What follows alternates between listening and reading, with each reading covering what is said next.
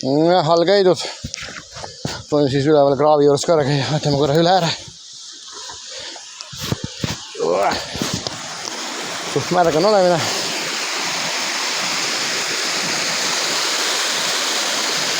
Teeliselt võiks selliseid kohti siin veel olla selle kraavi peal. Ja nagu ma mainisin juba, siis üks ülepool oli siit poolt, kus me ütleme siis linna poole. Aga see on nüüd alla langenud, see on teise ose on ma ei tea, meeter maas, sealt ei poole midagi. Aga vaatame korra siia kraavi järgi. Ega see kraav muidugi eriline rõõmus vaatepilt ei ole. Eeldada võiks, et et ta jaksab sealt Harku rabast välja. Aga see sitt ja sodi, mis siin sees on, see ei pärine mitte sealt. Vaid see on siin kuskil Paldiski maantee. Ja siia tuleku kohe.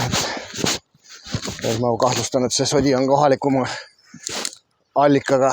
Kui midagi muud ei ole, siis kas või sedasi, et mõni tegelane on tulnud kuskile põõsavirlu ja valanud selle lihtsalt kraavi oma pasa. Siin jah, mingit kraavi midagi otsa sinna ose peale ei lähe. Vastas on meil see karjääri uus osa, see siin sisse pääseb. Siin on kaevatud kraav, see on nüüd välja tõstetud kraavimaterjal. Kindlasti on see sügavamal kui see praegune vett kandev kiht. Ehk see krempel voolab kuskilt siit samast kraavist. Kuskil peab olema see sissepääs. See ongi üle. Vaatame. Siin igast pudelid ja mingit soga on see kõik vesi siin täis. Muidugi olen piisavalt pimedas ka juba siin.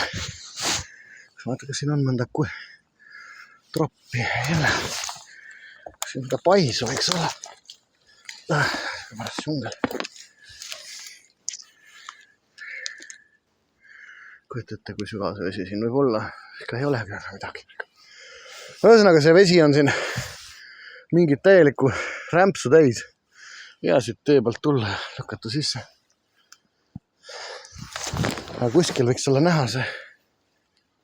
See jääb meil sinna siis. Ja see võib olla meil ole muudele huvilistele välja mõelda, kus koha pealt see vesi sinna läheb. Aga arvatavasti siis kraavist ta tuleb. See peaks olema see vesi, mis tuleb otse siis Harku rabast. Vahepeal on ka mingi territoorium muidugi siin selle Harku Paldiski maantee ja värkide vahel. Aga jah, millegipärast ma arvan, et see sodi on lihtsalt siin sisse lükatud. Aga midagi, väga huvitav.